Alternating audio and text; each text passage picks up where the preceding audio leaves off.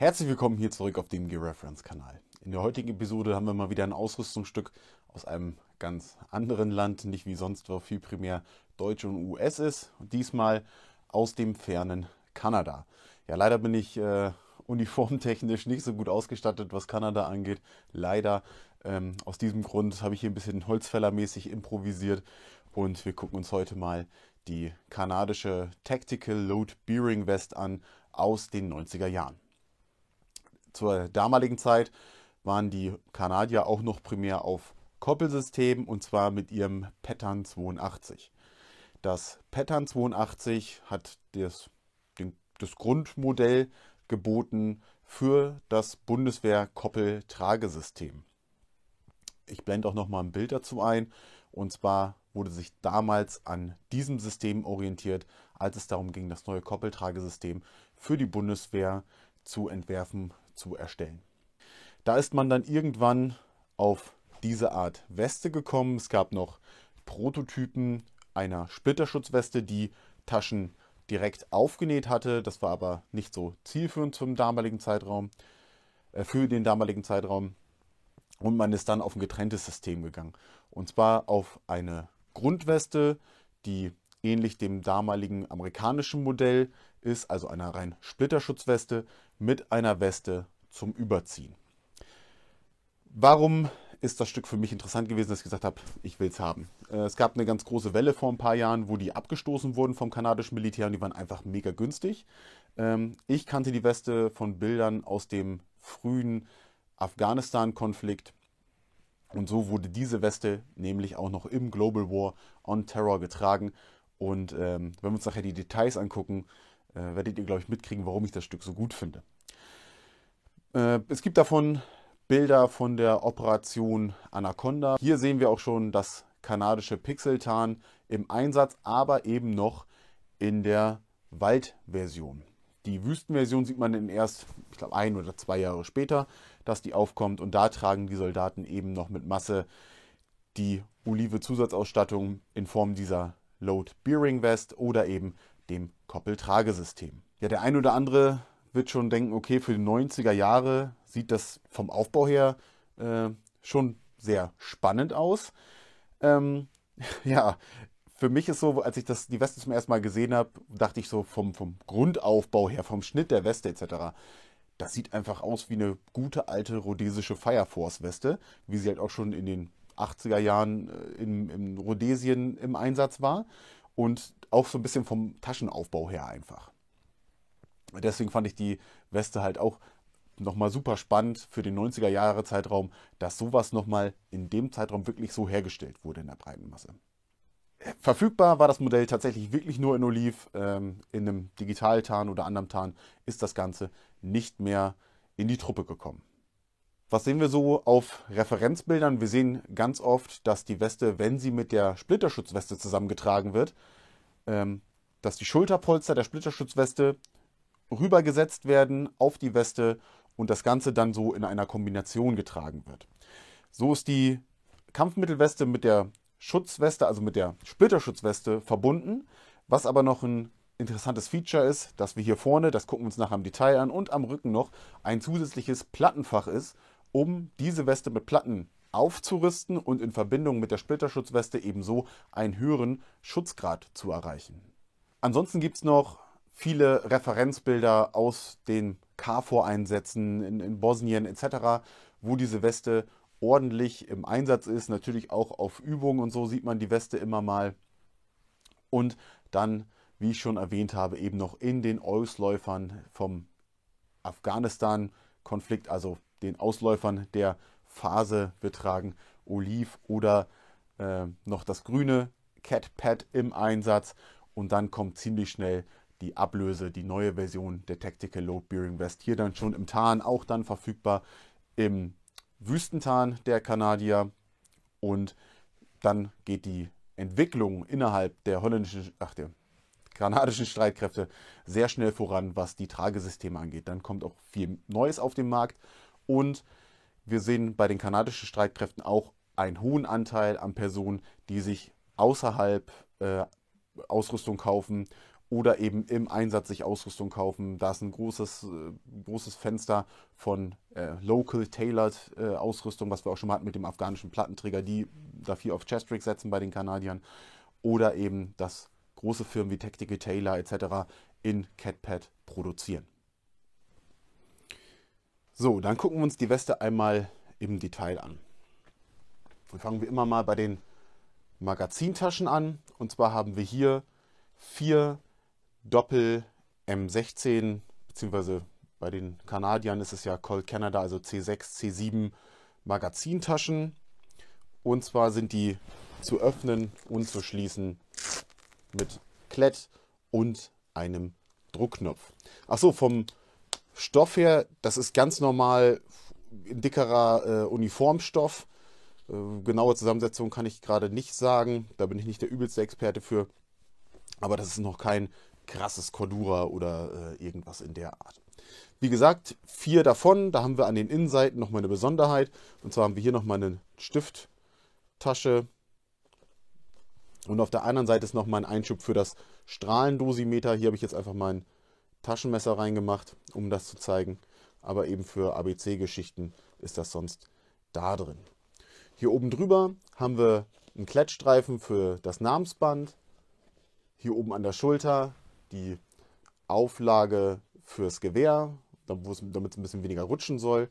Und hier haben wir so einen kleinen Plastikhalter, die kennen wir von Rucksäcken etc. Wurden die in den 90er Jahren auch viel verbaut. Kann man nochmal was durchschlaufen, um nochmal was zu befestigen. Hier habe ich auf Referenzfotos unter anderem gesehen, dass da der Granatenbügel durchgesteckt wurde. Ob das genau die Funktion dafür ist, kann ich nicht sagen, weil es leider zu dieser Weste nicht wirklich viele Informationen gibt. Auf der anderen Seite haben wir noch 2 von den identischen Haltern, auch hier schon Handgranaten gesehen oder auch eben ein Handset vom Funkgerät befestigt. Hier unten drunter ist nochmal eine andere Form davon, die schräg angebracht ist. Die ist auch aus Gummimaterial, nicht so wie hier aus so einem weichen Kunststoff, auch eine Gummiart, aber das hier ist nochmal ein bisschen anders verarbeitet. Da habe ich auf keinem Bild irgendwo gesehen, dass da was dran hängt. Falls es jemand weiß, gerne in die Kommentare. Kommen wir mal in die Mitte. Und zwar hier haben wir die Halterung für das Bajonett. Das kann hier dann noch mit den Clips befestigt werden. Geht hier oben rein und hängt dann kopfüber drin. Sieht man immer mal wieder und ist dann hier noch mit den Druckknöpfen und Klett gesichert. Hier in der Mitte die Schlaufe für den Dienstgrad. Dann dahinter die Abdeckung für den Reißverschluss, hier mit Klett geschlossen und unten nochmal mit dem Druckknopf und der YKK Reißverschluss. Machen wir noch erstmal vorne weiter, und zwar haben wir unten noch 2 Kampfmittel bzw. Mehrzwecktaschen. Auch die werden mit Klett und Druckknopf verschlossen. Darauf habe ich auch mal von einem kanadischen Soldaten gehört, dass hier auch gerne Handgranaten drin getragen wurden. Oder eben noch zusätzliche Magazine und mehr Munition für die Hauptbewaffnung, weil die 4 Doppelmagazintaschen den meisten Kanadiern einfach zu wenig waren. Hier haben wir noch die Verstellmöglichkeit im Bauchbereich und hier unten nochmal eine weitere am Ende der Weste, um das Ganze nochmal ein bisschen anzupassen. Achso, hier haben wir eine Größe Large, Extra Large. Gibt es in verschiedenen. Hier ist die größere gewählt, gerade für den, wenn man es über eine Schutzweste ziehen will. Hier an der Seite haben wir 2 D-Ringe, und zwar sind die dafür da, um hier die Gasmaskentasche einzuhaken und dann am Bein mitzuführen. Auf der anderen Seite haben wir so einen kleinen Plastikkarabiner. Da habe ich leider nichts zu gefunden. Ein kanadischer Soldat hat mir gesagt, dass die generell immer rechts eigentlich ihre Handschuhe dann an die Koppel einhängen oder rechts an der Seite tragen. Dass es vielleicht auch sein kann, dass der hier einfach für da ist, um die Handschuhe oder irgendwas einzuhängen. Dann gehen wir nochmal in die Mitte. Und zwar haben wir hier noch einen weiteren D-Ring, um was zu befestigen, und schon wieder so eine Halterung. Da habe ich auf einem Bild gesehen, das war leider sehr schlecht zu erkennen, dass hier irgendwie ein Kompass angebracht wurde, der hier mit Schnur dran gesichert wurde. Ob das so ein generelles Ding ist, kann ich leider ebenfalls nicht sagen.